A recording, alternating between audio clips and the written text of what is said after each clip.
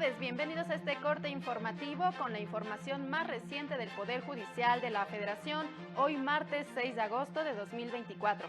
Soy Laura Murillo y saludo a mi compañera Eusiris Rostro en la interpretación en lengua de señas mexicana. Comenzamos. El Pleno resolvió dos contradicciones entre las salas de la Suprema Corte. De oficio, las comisiones de atención a víctimas deben pronunciarse sobre la reparación integral del daño a víctimas indirectas, determinó la primera sala. Facilitar la lactancia garantiza el derecho de las trabajadoras al empleo y de las infancias a la salud, aseguró la Judicatura Federal. Nos enlazamos con mi compañero Mario López Peña al edificio sede de la Suprema Corte, donde este martes el Pleno analizó diversas contradicciones entre las salas del máximo tribunal. Adelante, Mario, con tu reporte.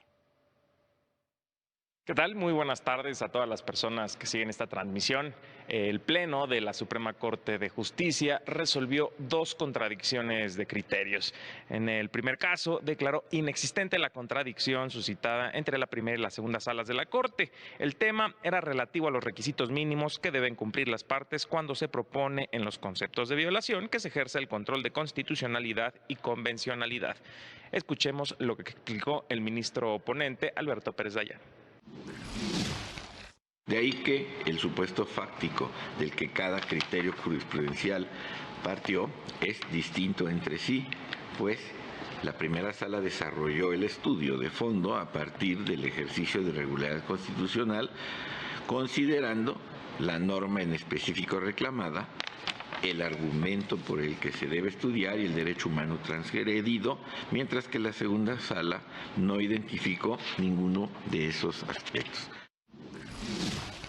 En el segundo asunto, declaró improcedente la contradicción de criterios también entre la primera y la segunda salas de la Corte.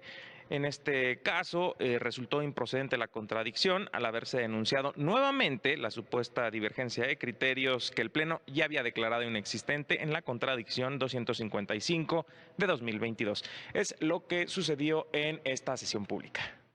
Muchas gracias, Mario, por tu reporte. Y en otra información, la Suprema Corte estableció que el derecho humano a un medio ambiente sano implica de forma directa el bienestar físico de las personas, así como el bienestar social de las comunidades. Dentro de la campaña 100 sentencias de la Corte que hacen justicia a personas mexicanas, se destacó una resolución de la segunda sala que definió que las autoridades de la capital del país violaron este derecho humano, debiendo restaurar y sanear ecológicamente los canales de San Andrés Mixquic. Esta decisión la aprobó al resolver un amparo promovido por pobladores de dicha comunidad, quienes denunciaron que los canales estaban altamente contaminados por el vertimiento de aguas residuales del río Ameca en el Estado de México, lo que vulneraba su derecho humano a un medio ambiente sano. San Andrés Mixquic fue declarado Patrimonio Mundial por la UNESCO en 1987, dada la importancia de preservar la zona chinampera, y la falta de acciones contravenía la Convención Internacional sobre Protección al Patrimonio Mundial, Cultural y Natural. La segunda sala concedió el amparo a dicha comunidad para que se restituyera su derecho humano a un medio ambiente sano. Ordenó a las autoridades de la capital y del Estado de México encontrar una solución integral a la contaminación de los canales de Mixquic, pues vulneraba el derecho a la vida, a la integridad física y a la salud de las personas, así como a la identidad cultural de la comunidad. Las comisiones de atención a víctimas deben pronunciarse de oficio sobre el derecho a la reparación integral del daño de las víctimas indirectas, a pesar de que no exista una solicitud expresa, siempre y cuando su afectación se desprenda de los hechos narrados por la víctima directa o de las constancias que integran el expediente. Al establecer este criterio, la primera sala explicó que de lo contrario, se desconocería el sufrimiento y las dificultades que los familiares de las víctimas directas resienten a raíz del evento que generó el daño. Este criterio lo estableció al resolver un amparo relacionado con el accidente que sufrió una niña en una escuela que le provocó la pérdida permanente de la visión en un ojo, ya que por diversas causas no pudo ser operada con prontitud. En su momento, la Comisión de Derechos Humanos de Tamaulipas ordenó medidas de rehabilitación y compensación en favor de la víctima, pero ante el incumplimiento, la víctima ya en edad adulta solicitó a la Comisión Local de Atención a Víctimas una reparación integral. Dicha comisión emitió una resolución en la que fijó una compensación económica para la víctima, pero sin hacer pronunciamiento alguno de reparar el daño a la madre como víctima indirecta de los hechos. Y el Consejo de la Judicatura Federal inauguró la Semana Mundial de la Lactancia. El propósito es hacer realidad este derecho al interior del Poder Judicial de la Federación, pues no se ha ejercido plenamente. Siguiendo el reto planteado por la ministra presidenta Norma Lucía Piña Hernández, nuestro objetivo es evitar quedarnos con medidas de cascarón que no transformen sustancialmente nuestra realidad en una donde la igualdad sea el eje articulador de nuestras políticas, acciones y procesos internos. Indicaron que lo que se busca es cerrar la brecha de género y hacer realidad el principio de igualdad. En este sentido, podemos afirmar que la lactancia es un derecho instrumental que permite acceder a otros derechos: el derecho a la salud, a una vida libre de violencia, a la igualdad y no discriminación, al bienestar y al desarrollo integral. Además, se impulsan acciones para fomentar el compartir las tareas de cuidado con el fin de garantizar el desarrollo profesional de las mujeres. Por ello, es fundamental que las organizaciones y las instituciones, como garantes de derechos humanos, asumamos nuestro deber y realicemos las acciones necesarias para construir entornos laborales sensibles a estas realidades y que contribuyan a una redistribución más equitativa de las labores de cuidados. Si bien aún queda mucho por hacer y camino por transitar, estamos plenamente convencidas de que estos esfuerzos son necesarios para garantizar, por una parte, el derecho de las servidoras públicas al empleo y, por la otra, el derecho de las infancias a la salud. Actualmente, el Consejo de la Judicatura Federal cuenta con 155 salas de lactancia, pero ha detectado que pocas trabajadoras hacen uso de ellas, pues de 2,000 licencias de maternidad autorizadas en los últimos meses, pocas son las que utilizan las salas al retornar a laborar. Es indispensable que las personas juzgadoras apliquen la perspectiva de género en los casos de mujeres privadas de la libertad por una causa penal para visibilizar la situación de violencia y desigualdad que pudieron haber vivido en el contexto de las actividades delictivas. Así lo señaló la magistrada Taisia Cruz Parcero en el programa Sentencias Justas de la Asociación Nacional de Magistrados de Circuito y Jueces de Distrito, al recordar el caso de Leticia N., sentenciada a 30 años de prisión por haber recibido en su cuenta bancaria el monto de un rescate pagado por un secuestro realizado por su expareja. Consideró que hubo violaciones a los derechos fundamentales de la sentenciada, pues ella no conocía el origen del dinero y era víctima de violencia por parte de su pareja. Me parece que si Leticia hubiera contado con una defensa adecuada, efectiva, eficaz, desde el primer momento que se resolvió su situación jurídica, cuando se le dictó formal prisión, creo que pudo haberse evitado 6 años de prisión, porque ella estuvo 6 años de prisión hasta que se dictó en 2020, en noviembre de 2020, la sentencia que le concedió el amparo y protección de la justicia federal. Y le informo también que en Saltillo, Coahuila, se realiza el 8º Foro de los Diálogos Nacionales para la Reforma Judicial con el tema Defensoría de Oficio y Colegiación del Ejercicio de la Abogacía. La directora del Instituto Federal de Defensoría Pública, Taisia Cruz Parcero, habló de la importancia de contar con un poder judicial independiente. Agarramos a los criminales y los jueces los liberan. Esta frase, contra lo que se pudiera pensar, no es de hoy, no es del presidente López Obrador, es del expresidente Felipe Calderón. La recuerdo aquí para que no olvidemos que las decisiones de las juezas y los jueces muchas veces incomodan a los otros poderes, y esa incomodidad es la que nos tiene discutiendo una iniciativa de reforma que, a partir de una legítima exigencia social de justicia, en su parte esencial pretende socavar la independencia judicial. Para esta Defensoría Pública Federal resulta preocupante el posicionamiento de un discurso que erosiona la confianza de las personas en los tribunales. Ojo, nosotros no damos sabadazos, ni domingazos, ni nada. En la justicia a nivel federal todos los días y horas son hábiles. En materia de amparo, la ley establece los supuestos en los que siempre debe existir un juzgado de distrito abierto a todas horas para recibir las demandas de tramitación urgente. No importa si la decisión se toma en lunes o en viernes o en sábado, la protección de este derecho fundamental no está condicionada por el calendario. El próximo jueves 8 de agosto se realizará en Culiacán, Sinaloa, el último de los foros organizados por la Cámara de Diputados, previo a la elaboración y aprobación del dictamen en la Comisión de Puntos Constitucionales. Diputados y senadores prevén la discusión en el Pleno de la Cámara Baja para el 2 de septiembre.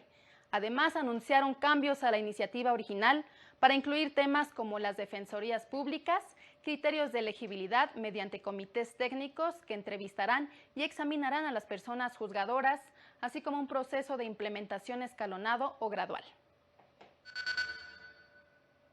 El Colegio de Secretarios y Actuarios de la Judicatura Federal llamó a la unidad a los trabajadores del Poder Judicial y afirmó que serán los trabajadores los que definan la forma y condiciones de colaboración con otros sectores para enfrentar los embates que vive la institución a través de la iniciativa de reforma al Poder Judicial. Pidió a las autoridades y legisladores escuchar a todas las voces. Asimismo, recordó a los trabajadores que su lucha trasciende la mera defensa de un salario o una prestación y los llamó a luchar por la esencia misma de la justicia, la independencia judicial garantizada por una carrera sólida e inquebrantable, por lo que deben rechazar la intención de elegir a las personas juzgadoras mediante voto popular. Exigen no destruir la carrera judicial y no politizar la justicia. Precisaron que lo que está en juego es el Estado de Derecho. Lamentaron la pasividad de algunos sectores y llamaron a levantar la voz para defender la independencia y autonomía del Poder Judicial. Es momento de hacer una breve pausa y continuamos con más noticias.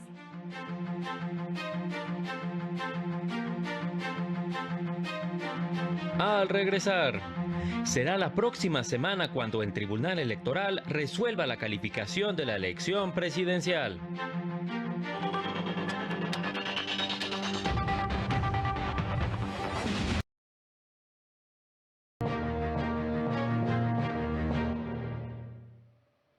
Y en más noticias, en un mensaje difundido en redes sociales, la magistrada presidenta del Tribunal Electoral, Mónica Aralí Soto Fregoso, informó que las 243 impugnaciones contra los resultados de la elección presidencial que recibió la Sala Superior serán resueltas en las sesiones públicas de los próximos días, tras lo cual se procederá a analizar y, en su caso, aprobar el dictamen relativo al cómputo final y la declaración de validez de la elección presidencial en la sesión del próximo miércoles 14 de agosto. En caso de que el dictamen sea aprobado, se realizará una sesión solemne el jueves 15 de agosto para la entrega de la constancia de mayoría. El Tribunal Electoral del Poder Judicial de la Federación recibió 243 impugnaciones contra los resultados de la elección presidencial. Al día de hoy, puedo informarles que todos los proyectos de sentencia relacionados con las impugnaciones a las que me he referido ya han sido debidamente circuladas y se encuentran en estado de resolución. Aprovecho para reiterar que el Tribunal Electoral del Poder Judicial de la Federación se ha conducido siempre con apego a los principios de imparcialidad, independencia y autonomía. Y en otro tema, las quejas por presuntos actos constitutivos de violencia política de género al interior del Congreso de la Unión deben ser resueltas por el Tribunal Electoral y no desechadas o reencausadas al Comité de Ética Parlamentaria, como regularmente ocurre, pues así lo establece la ley, aseguró el abogado Juan Eduardo Olmos González en el blog Axis del Tribunal Electoral. Señaló que negar esta posibilidad a las afectadas va en contra del derecho humano de acceso a la justicia, pues incluso la Suprema Corte, al resolver la acción de inconstitucionalidad 62-2022, determinó que es inconstitucional prohibirle al Tribunal Electoral que pueda tutelar los derechos de las y los integrantes del Parlamento.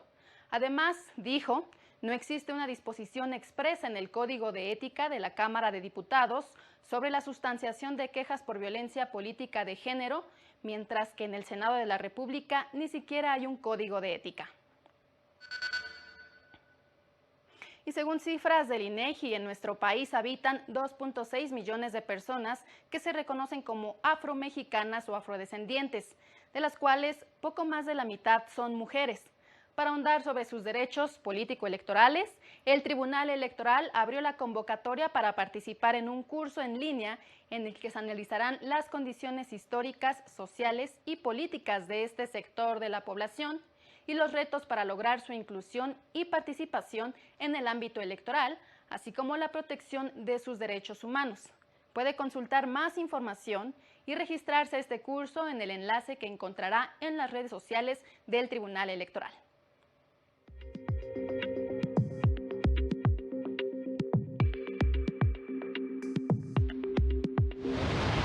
El Poder Judicial de Tabasco inauguró la tercera sala civil en Villahermosa, la cual está integrada por 36 servidores judiciales y dará servicio a justiciables que apelan sentencias en juicios civiles, familiares y mercantiles. Integrantes de la Oficina Internacional de Asuntos Antinarcóticos y Procuración de Justicia visitaron el Servicio Médico Forense del Poder Judicial de Baja California para una reunión de trabajo en la que se dio seguimiento a los acuerdos y planes en conjunto. Personal del Poder Judicial de Sinaloa asistió al curso sobre retos y perspectivas de la Ley General de Mecanismos Alternativos de Solución de Controversias, en el que se abordaron las prácticas restaurativas, la justicia terapéutica y los sistemas de solución de conflictos en línea. Integrantes de la Comisión para la Implementación del Código Nacional de Procedimientos Civiles y Familiares del Poder Judicial de la Ciudad de México asistieron al Congreso Capitalino para reunirse con el titular de la Comisión de Administración y Procuración de Justicia, con quien abordaron su implementación. Para el canal del Poder Judicial de la Federación, Jesús Daza. Y la Escuela Federal de Formación Judicial realiza un diagnóstico de los procesos formativos y de interseccionalidad para evaluar el Plan Nacional de Capacitación Judicial y el fortalecimiento de la paridad en el Poder Judicial de la Federación. Por ello, invita al personal del Consejo de la Judicatura Federal a responder el cuestionario en su sitio web, que servirá para identificar las necesidades de formación, capacitación y actualización del personal. Lo anterior como parte del Plan Nacional de Capacitación para que las servidoras públicas puedan acceder al cargo de juezas y magistradas. La fecha límite es el próximo 21 de agosto. Y el Tribunal Superior Agrario tomó protesta a 7 magistrados y 2 magistradas que fueron seleccionados por la Comisión Permanente del Congreso de la Unión para formar parte de los Tribunales Unitarios Agrarios. La magistrada presidenta, Claudia Dinora Velázquez González, destacó que estos nombramientos permitirán consolidar la profesionalización del Tribunal Agrario, garantizar la igualdad de género, asegurar el cumplimiento de las sentencias y mantener la autonomía de la justicia agraria frente a presiones externas. Además, las y los magistrados deberán abordar problemas relacionados con la integración de mujeres en el sector agrario y promover cambios que faciliten su acceso a la propiedad de la tierra. Así concluimos esta emisión. Soy Laura Murillo y lo invito a mantenerse en la señal del canal del Poder Judicial de la Federación. Siga a las 19:30 horas nuestro avance informativo y a las 20:30 el noticiario nocturno. Que tenga una excelente tarde. Hasta pronto.